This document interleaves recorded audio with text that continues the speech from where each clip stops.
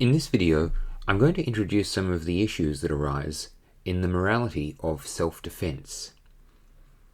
In particular, I want to introduce the traditional sorts of ideas that are often used to discuss self-defense and show why they don't provide enough guidance about some of the hard cases. And this will motivate us to think a bit further about how you might develop a theory that will provide explicit guidance in some of the hard cases. We won't get right through all the possible theories, but just consider one very simple and very strict example of a theory of defensive violence.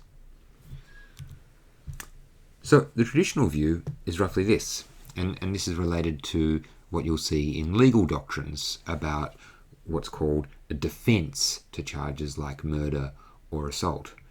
And the idea here is, under certain conditions, although you've met what look like the normal conditions for committing a crime, we regard it as a defense if you can meet these criteria and you're exonerated of the initial charge. Putting the law aside though for now, let's just sort of talk about these ideas in a less formal sense. The requirements for justified defensive violence are imminence, that is, the need to do it is right upon you. There is an attack underway or just about to be underway. You can't preempt an attack that you fear is coming in future, or even if you know it's coming in future, you have to wait for the threat to you to be actually underway and imminent. Secondly, necessity. The idea here is violence should be a last resort. If you in fact could retreat instead of using violence to avoid the threat, then retreat is always preferable, and violence in that circumstance would not in fact be justified because it's not necessary. I should say one thing about the necessity criterion. Necessity is a very extreme word, and it's probably a bit too extreme of any plausible idea, because it is always possible that you'll manage to retreat. It just, in some cases, it's astonishingly unlikely. Right? So some freak quantum fluctuation could occur such that by your stepping backwards, admittedly quite slowly, you'll nonetheless quantum tunnel through to a location a kilometre away from the aggressor who's attacking you. So that's possible. It's absurdly unlikely, but it is possible. Does that mean you can't appeal to the fact that it was necessary? Surely we wouldn't want to say that. So by necessity, we actually must mean something like you will very likely be harmed, overwhelmingly likely be harmed, if you don't use violence to defend yourself. And the third criterion is proportionality. And here the idea is that the degree of violence that you use in the name of defense shouldn't be grossly disproportionate to what it is that is threatened. So, for instance, while it might be thought it's okay to kill somebody who is threatening to kill you, if that were necessary, if they are merely threatening to scratch your leg, killing them seems grossly disproportionate. And even if it were imminent, the scratching attack, and even if there were no other way for you to escape the scratching attack except by killing them, thereby you satisfy imminence and necessity, still we might say it's so grossly disproportionate to use lethal violence in defense against such a trivial threat that it would be unjustified. So these three criteria are, I think, fairly plausible. They're admittedly a little bit vague, particularly the proportionality one. It'll raise some tricky questions. Could you use lethal violence to defend yourself from sexual assault? Or could you use lethal violence to defend yourself from someone merely threatening to break your arm? It's going to be a bit tricky at the margins there to work out if those are acceptable cases. And we might need more details and we might need some more guidance, but still, more or less, these seem fairly plausible. The problem is they don't settle all of the important questions. And one question is more a theoretical issue. We want to be able to integrate our understanding of it. Suppose we develop a theory involving something like those criteria. We would like to integrate it with our understanding of other concepts that we've encountered in developing moral theories about the permissible use of violence. And in earlier videos, we've looked at using violence in rescue situations or in lifeboat situations, where it's not so much that you're defending against something, but you're trying to achieve a better outcome by using violence. And we didn't necessarily, we've looked at some theories like utilitarianism that don't use rights, but if we're sticking sort of with broadly common sense morality, the more commonsensical sort of view we've come across is the notion of a moral right, and that fits with a number of ideas we have about using violence in those rescue and emergency situations. Can we integrate our understanding of how those traditional requirements of self-defense hang together and work with a right to life or a right not to be harmed? So that's one thing we'd like to do. Here's a simple suggestion then for schematically how you might try and do that. We could say those who threaten our lives, or those who meet some particular conditions involving a threat, they will in turn lose or forfeit the normal protection of a right to life. And so that's going to explain why it's justified. And so some of the conditions we're going to want to put in, we need to get exactly what this threatening our lives condition means. That's just an initial placeholder. Presumably, there'll be conditions like, well, the threat better be imminent, and the threat better be necessary, and maybe it better be proportional. But we want to make sure that we have a completely adequate theory that's not too vague, that covers all of the questions we might want to ask about when people forfeit the right to life, and hence defensive violence might be justified. And in particular, I would suggest it's important that our theory gives us some guidance about so-called innocent parties. And I'm going to show you a number of cases to clarify various ways that innocent parties could be involved in a threat situation.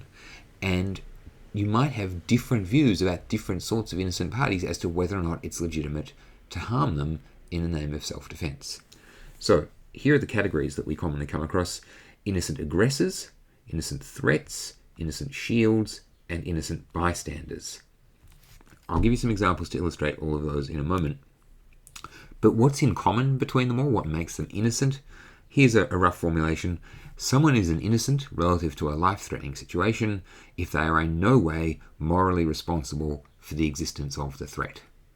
Note, I'm going to just, for simplicity, focus on these extreme threats, cases where it's your life that is going to be at stake. You could generalize the theory, though, and talk about other sorts of threats of less serious harms. But one thing that's sort of nice if we end up focusing on extreme threats of this sort is, by and large, we know that proportionality isn't going to hold us back very much. You can do quite a lot in response to a lethal threat, since presumably that's one of the very worst threats that could be posed. So, what can we say? Before we think a bit further about how to specify the conditions of forfeiture of the right to life or other rights not to be harmed, what can we say about these categories of innocent party? I'll come back to that in a minute. So, let's start with a villainous aggressor. So this is not an innocent aggressor. By an aggressor, I mean somebody who, by their actions, is threatening to harm you, or in this case, because we're talking about lethal cases, threatening to kill you. So I've represented this person's villainous intentions here by this thought bubble. They intend to kill you. What they're doing is they're lighting a fuse on a bomb which is going to go off, killing you if it goes off. What makes the person an aggressor? It's their actions, it's lighting the fuse. What makes them villainous is their state of mind, that they intend to do you harm by their actions. Now, let's move from the villainous aggressor to an innocent aggressor. The innocent aggressor is just the same, except they are either confused or deluded or mistaken. Something's gone wrong, so that they think they're lighting the stove to make a cup of tea, but in fact, their stove lighting is wired up with a fuse that's going to set off a bomb that's going to kill you. You can see what's going to happen, but you don't have time to sort of set them straight about what's going on. So, unfortunately, it's necessary for you to avert this catastrophe of you being killed, for you to harm, perhaps kill, the innocent aggressor. But again, it's their action that threatens to harm you. It's just in this case, their action is guided by a misconceived plan of attack, plan of action. They don't know quite how serious their intended action is going to be for you and your health. So that's the innocent aggressor. Next, we have the innocent threat. Judith Thompson discusses a case like this where it's a person who's on a cliff and they're behaving quite reasonably and responsibly on the cliff, but through a freak event, a gust of wind picks them up and blows them off, and they're now falling down upon you. And just suppose that their mass will crush you, but you will cushion the blow so that this person themselves is not going to die. So it's not a case that both of you are going to die, it's only you going to die, and it's this person's body, in effect, that is going to kill you. No, it's not their actions. They didn't do anything to bring about this situation. It's not like they jumped off. They were blown off. So the event that's going to harm you is not something under their intentional control in any way, shape, or form. And again, they're innocent because they're not responsible for making their body into this thing that threatens you. And suppose, therefore, the only way you can defend yourself is to fire some disintegrating ray gun at them, killing them in order to save yourself. So that, as opposed to the innocent aggressor, who threatens you by their actions, the innocent threat, it's their mere body that threatens you without them acting. Third is the innocent shield. The innocent shield is not going to kill you in any way, shape, or form. Their body won't kill you, and their actions won't kill you. The innocent shield, though, is unfortunately connected in some physical way to something else that is threatening you. So suppose that the villain, not wanting to be distracted from their mission of killing you, has tried to discourage you from taking any defensive action by strapping some innocent person onto the truck with which they're trying to run you down. Now, you can defend yourself by dropping a bomb on the truck, but the bomb will not only blow up the truck, it will also harm the innocent shield. Final category, an innocent bystander. The innocent bystander, in this case, is blocking your escape route. In order to get away from the truck that's threatening to run you over, you want to run over this narrow bridge, and the truck's too heavy or wide to get over the bridge. But for you to run over the bridge is going to require you pushing off the innocent bystander who happens to be standing on it, and they will fall to their death. In this case, it's not so much your directly defensive actions that are going to harm the bystander. In the previous case, it was your dropping a bomb on the truck, a defensive action that would harm the bystander. Here, it is your escape route, your retreating is going to harm the innocent bystander. So it seems a slightly different way in which they are imperiled by the threat situation. They seem to have least of all really to do with the threat situation in this case, whereas at least in this scenario, they somehow were physically connected to the thing that threatens you. So, thinking about what we should say about developing a theory of self-defense, it's very plausible that those who are not themselves innocent should lose the right to life. We want to make sure that our theory spits that out. But we don't really have much guidance yet as to what happens to innocent parties. And what I've just clarified by going through various sorts of ways that innocent parties can be involved in a threat situation is they can have different roles in the causal structure of what's going on. They can be parties who are imperiling you through their misconceived behaviour, parties who are imperiling you through their unfortunate position in which their body is and the way their body is moving, but not through any deliberate choice they made. They can be imperiled, they can be not themselves imperiling you, but imperiled by your defensive actions. Or they can be, again, not threatening you, but imperiled by your defensive retreat. And the key thing you really need to keep track of here is, are any of those differences I've just enumerated, are they morally relevant? Do we think that those differences should make a difference to whether or not it's legitimate to harm these people in the name of defending yourself? That's the hard question that a good theory of self-defense should answer. And let me now give you a particularly simple, but I think somewhat compelling theory of self-defense that does answer that question. I call this a restrictive theory. It's a theory that's going to say, basically, no innocent party can be harmed in self-defense. Yes, you can harm villainous aggressors and villains of any sort who are involved in a threat situation if it's necessary, if the threat's imminent, and if it's proportional and so on. Those sorts of people lose their right to life.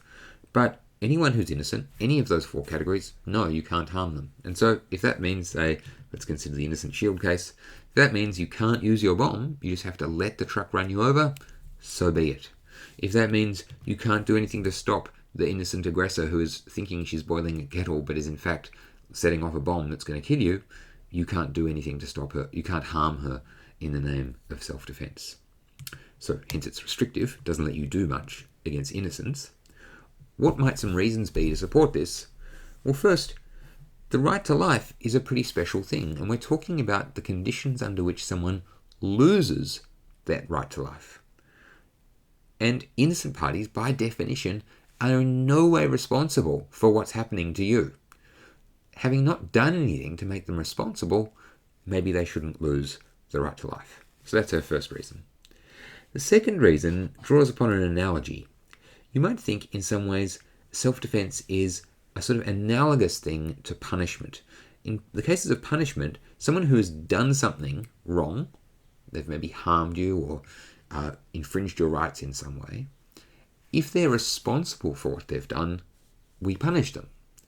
But people who, through no moral responsibility, inadvertently harm you, we don't punish them. We might ask them for compensation if they were negligent, but even that's a sort of responsibility, right? We're talking about people here who are in no way responsible for what they've done.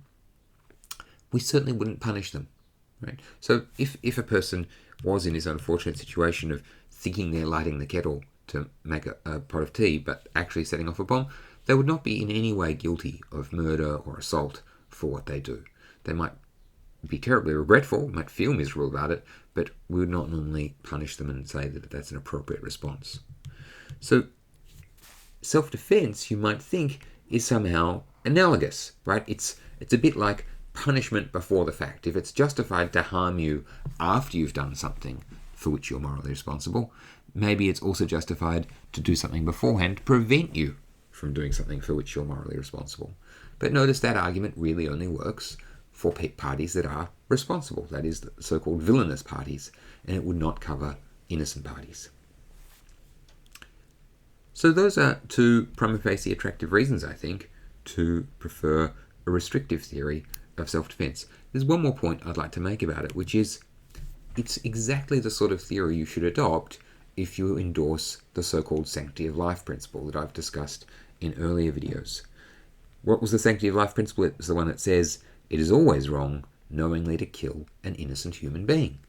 Right? What are those innocent parties we've just been talking about? They are obviously innocent human beings. That's the very idea that we were trying to get at by describing those examples. The sanctity of life principle said you can't kill these people in any circumstance, so of course you should adopt a restrictive theory of self-defense. Just because it's a case of defending yourself against someone else who's villainous does not mean all of a sudden you find an exception to our earlier principle that says it's always wrong to kill innocent parties.